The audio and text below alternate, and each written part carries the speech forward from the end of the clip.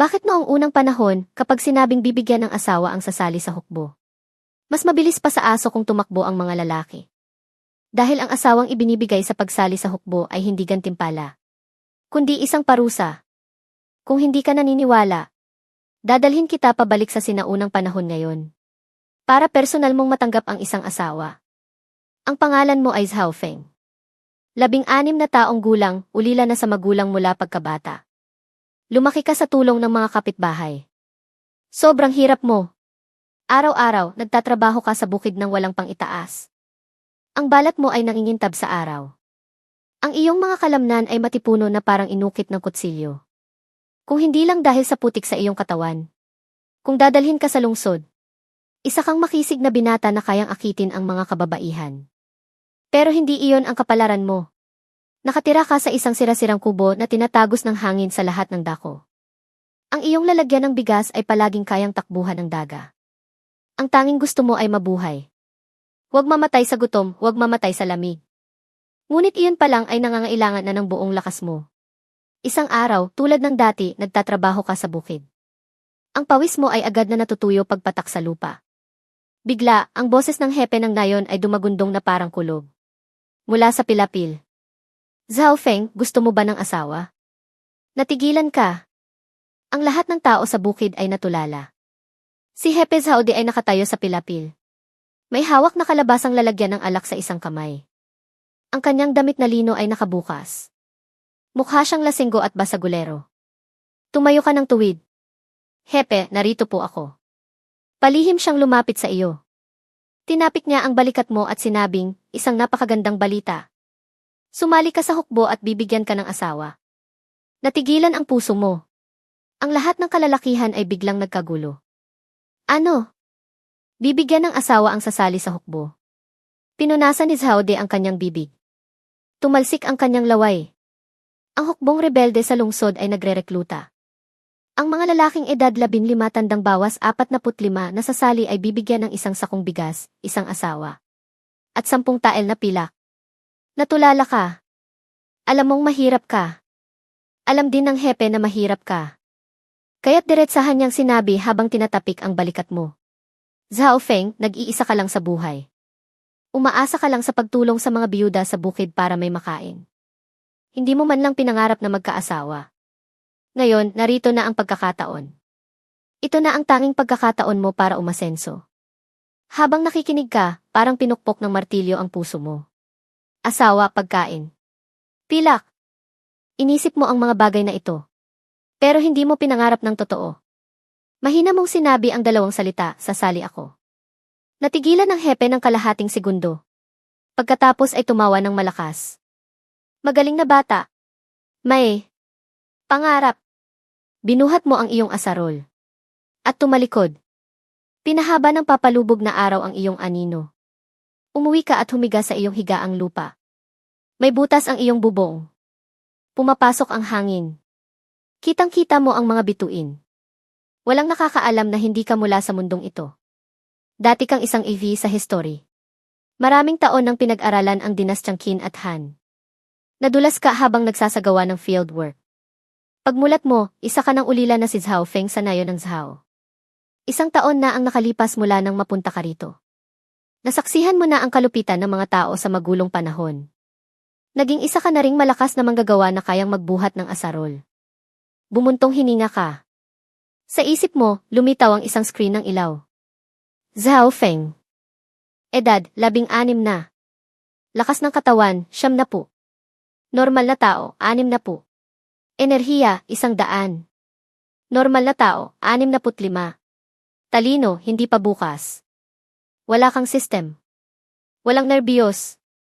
Ang tanging cheat mo ay ang pambihirang lakas at enerhiya ng katawang ito. Ginamit mo ito para malampasan ang gutom at tagtuyot. Alam ng hepe na kaya mong gumawa. Alam din niyang walang iiyak kung mamatay ka. Kaya ikaw ang naging unang napili. Noong nakaraang taon, halos matuyo na ang kanal ng Han. Ikaw ang nanguna sa mga tao para baguhin ang daloy ng tubig. At gumawa ng water wheel na nagligtas sa mga pananim ng buong nayon. Sa recruitment na ito, sa halip na ibigay sa mga tamad, ibinigay sa iyo ng hepe ang pagkakataon. Itinuring niya itong paraan para bayaran ang utang na loob niya sa iyo. Kinabukasan ng umaga, isinuot mo ang iyong malinis na damit na lino. Isinara ang pinto ng iyong sira-sirang bahay. At pumunta sa bahay ng hepe ng distrito, si Zhao Kai, sa kanlurang bahagi ng nayon. Sa bakuran ay may nakatayong higit sa 10 kabataang lalaki na halos kaedad mo. Ang ilan ay sabik. Ang ilan ay lit. Ngunit lahat sila ay may pamilya. May mga magulang at kapatid. Ikaw ay wala. Ikaw ang nag-iisang simple. At ikaw rin ang nag-iisang tunay na walang ibang pagpipilian.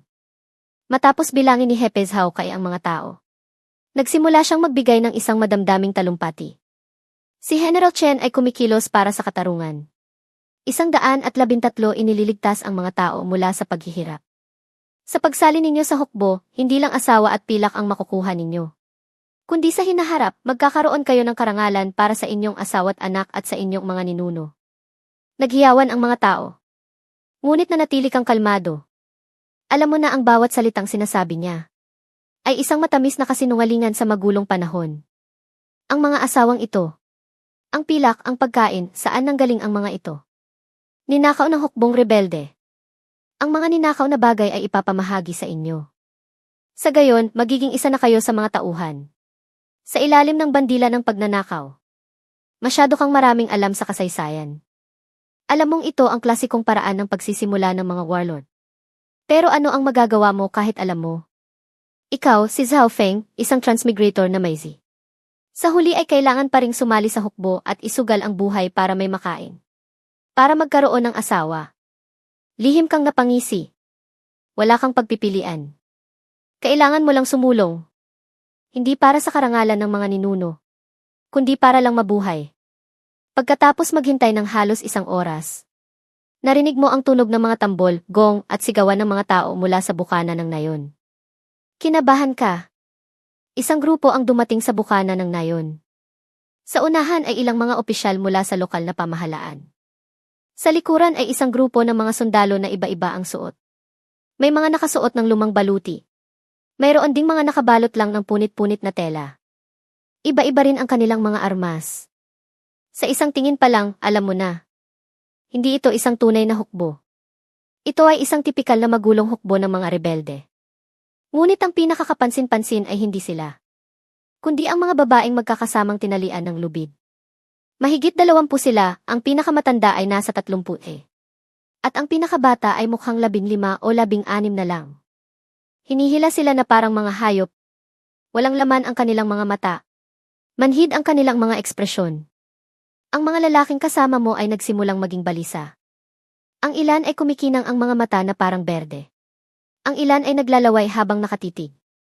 Totoo nga, namimigay ng asawa. Tingnan mo ang puwit na iyon. Mukhang magaling manganak. Ang isang yan, matipuno, kayang magbuhat ng bigas at magtrabaho sa bukid. Habang nakikinig ka, naramdaman mong napakabastos ng mga sinasabi nila. Sa isip mo, nagkomento ka, grabe naman. Ito ay mga F-class na tangke. Huminto ang grupo sa harap ng bakuran. Isang lalaking puno ng galit ang mukha, na ang baluting bakal ay sumisikip na parang sando, ang bumaba sa kanyang kabayo. Pagbukas ng bibig, sumigaw siya na pumili na ng tao at kunin ang mga gamit. Siya ang general ng magulong hukbo, si Qian Chong. Agad na lumapit si Zhao Kai. Pagbati, General. Tiningnan kayo ni Qian Chong. Ito lang ba sila? Bilis, pumili na kayo. Pagkatapos, aalis na tayo. Isang grupo ng kalalakihan ang agad na susugod sana. Ngunit sumimangot si Zhao Kai. Si Zhao Feng ang mauna. Humakbang kapasulong. Ang mga babae ay isa-isang yumuko. Ang ilan ay nanginginig pa. Tiningnan mo sila. 2 sa kanila ang kapansin-pansin. Ang isa ay matangkad. May matapang na mga mata. At may matigas na ekspresyon. Ang isa naman ay may hugis pusong mukha at mga matang hugis almendras. May dalisay at kaawa-awang anyo. Ang iba ay nakatingin sa malalaking puwit at baywang. Ngunit ikaw, nakita mong ang 2 ito ay may magandang potensyal. Hindi na sayang ang iyong karanasan sa pagkilatis ng tao mula sa nakaraang buhay. Sadyang tinaas mo ang iyong ulo at nagsalita ng malakas, mga tiyo at kababayan. Hindi madali ang buhay sa nayon ng Zhao. Ako, si Zhao Feng, ay walang halaga. Ang magkaroon lang ng makakain ay sapat na para magpasalamat sa langit. Ang mga matitipunong babae ay ibigay na natin sa mga kapatid na mas nangangailangan. Okay lang sa akin kahit ang mapili ko ay mukhang sakitin. Hinihiling ko lang ang inyong kaunting tulong. Pagkatapos mong magsalita, natahimik ang paligid ng 3 segundo. Biglang nagkagulo. Zhao Feng, sigurado kang hindi mo pipiliin yon. Ang pinatuyong karne ko sa bahay, ibibigay ko sa iyo. Pati yung banga ng alak sa iyo na rin. Huwag kang magbabago ng isip ha. Para kang nasa palengke na sunod-sunod na sinusuhulan ng mga taga-nayon. Natatakot silang piliin mo ang mga matitipunong babae na gusto nila. Umiti ka. Nagkunwari kang isang tapat na kapatid na handang magsakripisyo. Sa huli, ang iyong tingin ay napunta sa payat at magandang dalaga. Siya na lang. Halos himatayin ang mga tao sa paligid. Pumili ng palamuti. Sira na yata ang ulo ng batang ito. Natawa ng malakas si Qian Chong sa gilid. Tinapik niya ang balikat mo. Bata, mukhang nagustuhan mo siya, ha? Sige na, ibibigay ko na rin sa iyo yung matapang tingnan. Natuwa ka sa isip mo. Buy one, take one pala. Habang nag-iisip ka, ang babaeng may matapang na anyo ay biglang lumuhod. Hinihiling ko sa Ginoo na tanggapin ako. Handa akong maging alipin at katulong. Pagsilbihan kayo habang buhay. Pagkatapos ng isang saglit na pag-aalinlangan, sinabi mo, pumapayag ako. Nagtawanan ang lahat. Lumaki na si Zhao Feng, ah. 2 pa talaga. Bata, kaya mo ba yan? Hindi sila naiinggit. Sa halip, masaya sila. Dahil ang 2 pinili mo. Sa kanilang paningin ay walang silbi. Sumunod ang pagpili ng tao at pamimigay ng bigas. At pamimigay ng pilak. Dahil kumuha ka ng 2 babae. Nakatanggap ka ng doble, 20 tael na pilak at 2 sakong bigas. Bago umalis, tinapik ka ulit ni Qian Chong. Bata, kapag dumating na ang utos, 236, huwag mong kalimutang mag-report sa kampo ko. Umiti ka at sumang-ayon. Ngunit sa loob mo, puno ka ng pag-iingat. Masyadong naging madali ang lahat. Sa magulong panahon, kapag masyadong madali ang mga bagay, karaniwang may kasamang panganib. Lumapit sa iyo si Hepe Zhao Kai. Tiningnan niya ang 2 payat na babae sa likod mo. Umiling siya at bumuntong hininga. Ikaw talaga. Hindi ka marunong pumili. Pumili ka ng 2 walang silbi. Tinapik niya ang balikat mo. Ngunit pabulong niyang sinabi dahil naiuwi mo na sila. Bilisan mong mag-iwan ng supling. Huwag mong hayaang mawala ang lahi ng Zhao sa nayong ito. Tumango ka at mumiti nang hindi nagsasalita. Humarap siya sa mga tao at sumigaw. Sinong nangako na magbibigay ng gamit kay Zhao Feng? Bago lumubog ang araw ngayon, ihatid niyo lahat sa bahay niya. Pagkatapos niyang sabihin iyon, nag-alisan na ang mga taga-nayon. Naiwan kang nakatayo. Sa tabi mo ang 2 babaeng kapipili mo lang. Hawak mo ang pilak. Pasan mo sa likod ang 2 sakong bigas. Naintindihan mo. Ang pinto ng tadhana ay bahagya palang bumubukas. Kakauwi mo lang kasama ang 2 dalaga. Inilagay mo ang mga gamit sa ilalim ng bubong. Mga sako ng bigas, pilak, pinatuyong karne, alak, at mga itlog. Napakagandang tingnan ang dami nito. Ang iyong sira-sirang kubo ay halos mapuno na ng biglaang yaman. Pinapasok mo sila sa bahay. Agad nilang hinawakan ang lailayan ng kanilang damit. Puno ng takot at pagkalito ang kanilang mga mata. Hindi mo rin alam ang sasabihin. Kaya't yumuko ka na lang. Medyo nahihiya mong sinabi, 2 binibini. Ako si Zhao Feng. Mula ngayon, isang pamilya na tayo. Ang babaeng kanina pa seryoso ang mukha ay biglang napangiti. Ang ngiting iyon ay parang natutunaw na yelo. Nagliwanag din ang kanyang mga mata. Ang isa pang dalaga ay tumingala rin at tiningnan ang iyong pagiging simple. Nagkaroon ng kaunting ngiti sa kanyang mga mata. At nabawasan ang takot. Pinatawan niyo po ako, Ginoo. Yumuko ang babaeng may matapang na anyo. Ang kanyang pananalita ay may tono ng isang edukadong tao. Ako si Chen Qingshu. Ito ang aking kapatid na si Izhi. Dati kaming taga-Hengshan. Dahil lumaban ang aming ama sa hukbong rebelde, pinatay ang buong pamilya namin. Kaming 2 ay binihag ng mga sundalo at napadpad dito. Nang marinig mo iyon, kinabahan ka. Kaya pala ganito ang kanilang kilos. Talagang iba sa mga biyuda sa nayon. Kinamot mo ang iyong ulo. Medyo nahihiya ka. Nagsalita si Chen Qingshu, Ginoo, kung hindi niyo mamasamain. Kami ng aking kapatid ay may kaunting alam. 279 sa pagsulat at pagbasa. Handa kaming turuan kayo. Nagliwanag ang iyong mga mata. Wow! Bumili ng asawa, may kasama pang guro. Hindi ako lugi sa transaksyong ito. Habang nag-uusap, biglang may tumunog na igigisisi. Ang mukha ni Yi ay biglang namula na parang hinog na mansanas. Gusto niya sanang magtago sa ilalim ng lupa. Agad kang nagsalita para pagaanin ang sitwasyon. Ay, nakalimutan ko. Gutom na pala kayo. Magluluto ako. Itinuro mo ang banga ng tubig sa sulok. May tubig doon. Maghugas muna kayo ng mukha at mag-ayos. Tumango sila. Pumunta sila doon para maghugas. Ikaw naman ay nagsimulang maghugas ng bigas at maghiwa ng karne. Nagsalang kasakalan para magluto. Tinitingnan kanilang dalawa habang abala ka. Pagkatapos, tiningnan nila ang napakahirap na kubo. Ngunit wala silang ipinakitang kahit anong pagkadismaya. Sa halip, parang nakahinga sila ng maluwag na parang nakaligtas sa kamatayan. Naluto na ang pagkain. Mabango ito. Kumuha ka ng 3 malalaking mangkok. Paglingon mo. Nakayuko silang nakatayo sa gilid, hindi nangangahas na lumapit sa mesa. Naintindihan mo. Hindi ito pagiging magalang. Ito ay kaugalian. Hindi ka na nagsalita pa. Agad kang kumuha ng 2 mangkok at lumapit, binigyan sila ng tig-isa. Bakit kayo nakatayo dyan? Kain na.